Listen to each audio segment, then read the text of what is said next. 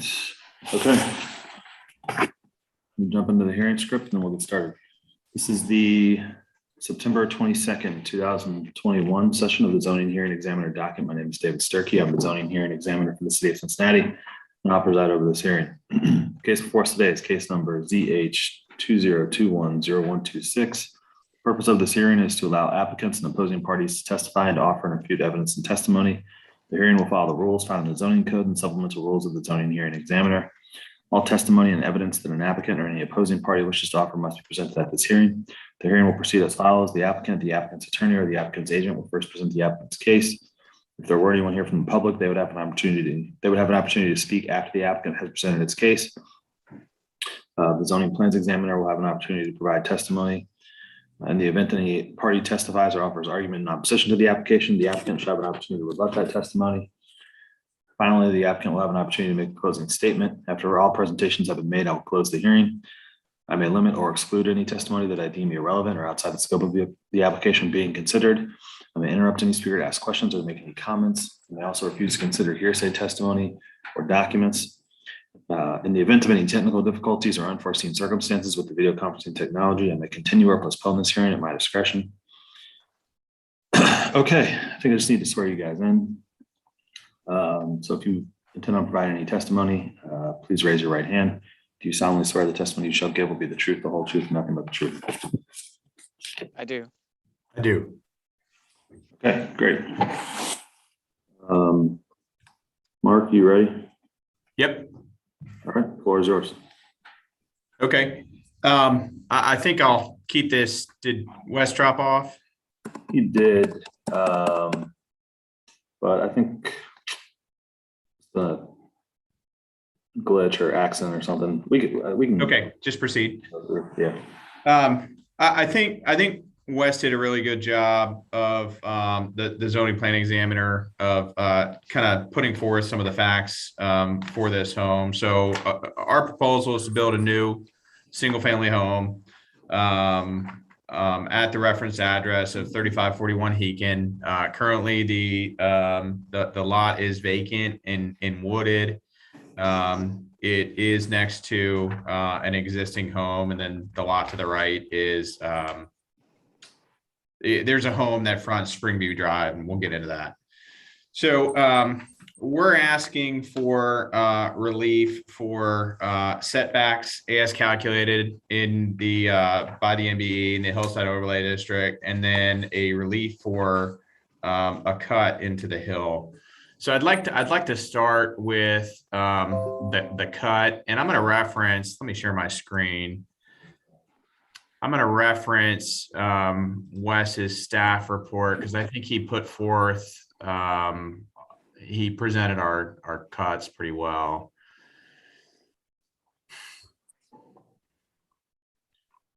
So on page 9 of his staff report, did my screen come through okay? You can see that all right? Yeah. Yep. Okay. Page 9 of his staff report kind of shows how we're proposing to step the foundation up the hill.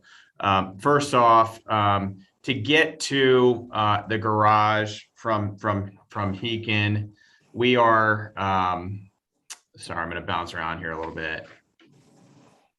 We are bringing the driveway in off of Heekin. We're trying to follow the natural grade to get up the hill at a reasonable slope to get to the home. With that, we will have a short retaining wall on the top side of the driveway to support the hill and to hold back the grade, and then on the bottom to support the bottom of the drive. So that retaining wall or landscape wall will be right around 4 feet or fewer up the drive on the top side, and on the lower side it's 3 to 4 foot as well. Once we get into the garage, our garage is held lower than the rest of the foundation by approximately 4 feet. Wes did a good job of showing that on the side profile, which is on page 9 of his staff report. So we come into the garage and then we step up into the foundation of the home to limit the size of a cut. So we have approximately a 14-foot cut at the garage, and we have an 18-foot cut at the back of the home. Those cuts are much smaller, I should say, than a lot of other projects we've done in the area, where cuts were approved in excess of 20 feet. Given this grade, I think we did a really good job at pulling together a design to limit those cuts. So cumulatively, when you add all this together and kind of get back down to the street, the cumulative cuts, as outlined in Wes's report, is approximately 30 feet. So that's where we're asking for a 22-foot relief from the 8-foot standard. When taking a look at the MBEs and the relief that we're asking for there, and Wes outlines that in his staff report as well, really all the relief being sought is a result of the abnormal shapes of this lot and the abutting lots.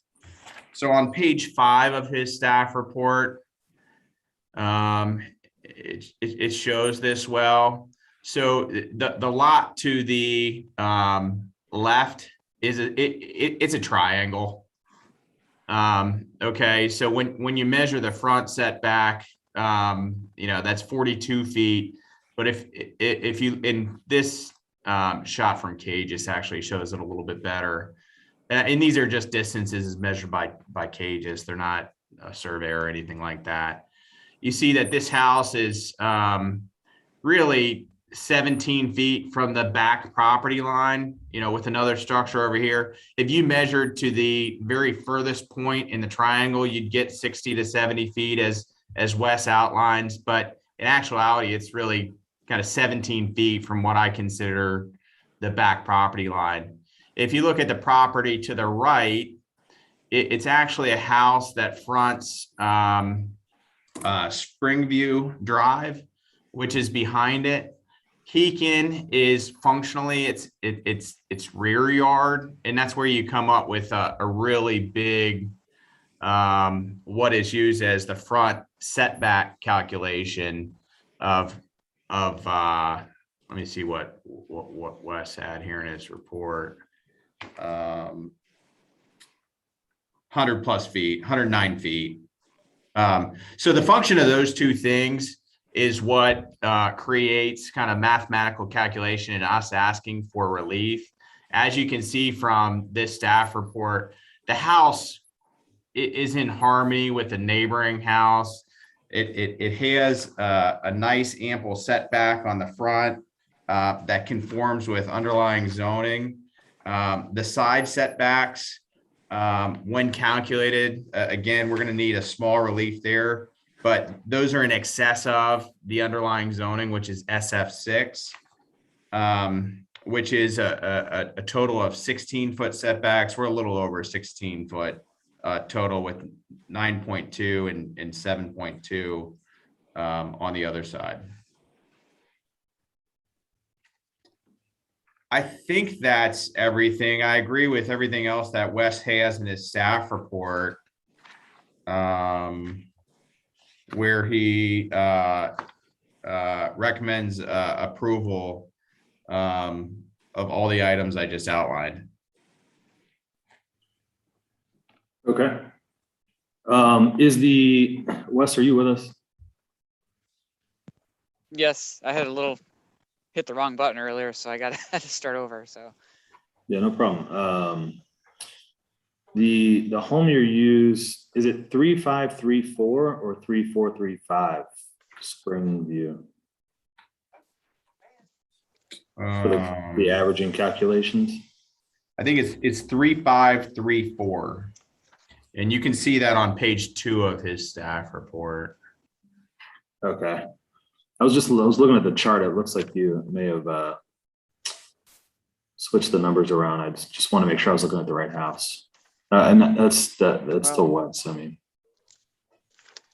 But yeah, I can see that. I'm just trying to review that here quickly. The survey, I think it is 3435. The survey shows that, at least maybe Cages is wrong or something. Yeah, I don't know where you pulled this this shot here, if that's Google or whatnot. Yeah, I don't know. But we're talking about the home directly to that one right We're there. talking about that structure right there. Yeah. Okay.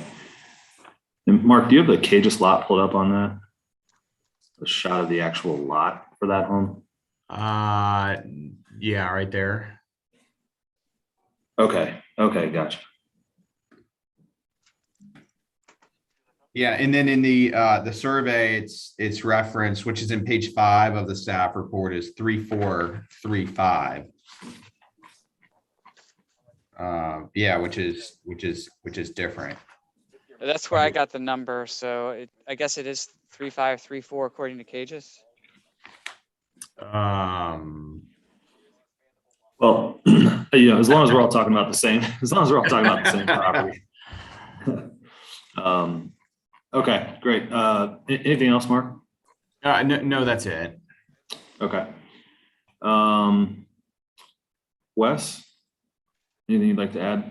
I just want to add that the topography on this lot is extremely steep. Like even one of the steepest lots that we've ever reviewed. It's like about 35% topography. So that really impacts the design, and it requires a cut. I mean, there's no way around it. And I think Mark did a good job in his design and showing the design on paper for everyone to review. So like the drawing that I marked up really was based on his showing everything that needs to be shown. And then the other thing I just want to highlight that the setbacks, the averaging, the average setback averaging is negatively impacted by the abutting lots, configurations and shapes, creating a hardship for the subject lot, and thus that limits the building envelope. So that's all I wanted to say. Okay, thanks. It's hard to get a read of just how steep this hill is, or you know, sort of how the house is situated on the hill. Is this going to be below the brow of the hill?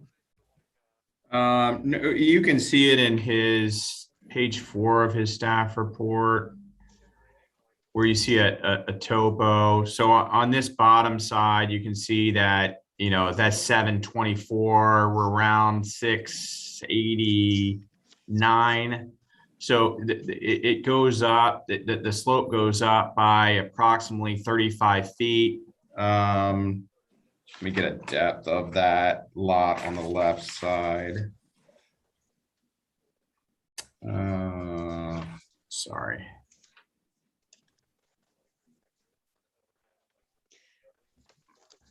David, I wrote in on page 14, the proposal does not appear to block the views from other buildings uphill. The top of the roof of the proposed home is at approximately 740 ASL, and the 2 homes to the west are uphill and are at approximately 750 ASL, and are thus about 10 feet above the roof. I don't know if Mark, you can evaluate that a little bit and see if that's accurate. Or... No, I think that that is accurate. And to answer your question from earlier, David, you can see that. So it's the lot is very steep on the front end, and that's kind of where we're going to come in and make a cut for the driveway and support that with the retaining walls. But the flattest per se part of the lot is right where we're building, and then the grade kind of picks back up, albeit it's not as steep as the front of the lot. So kind of a lot of that topography is picked up in the front of the lot, where it goes from 688 to 704 at the front of the house. Okay.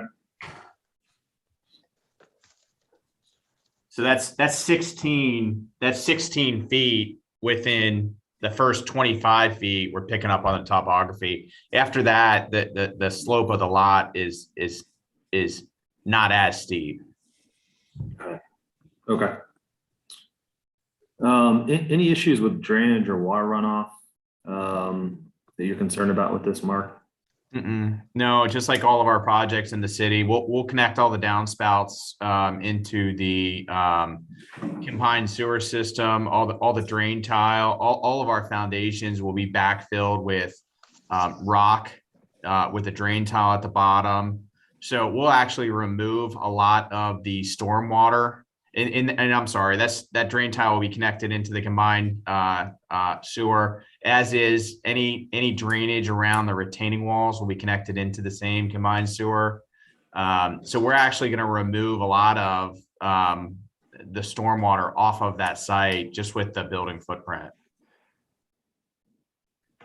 But there's no known stormwater issues on this property as is, and I think we'll only improve it by building this home. Okay. All right. I think that's all the questions I have. Anything else you wanted to share, Mark, in closing or otherwise? No. I think the report was written well and says it all. Okay.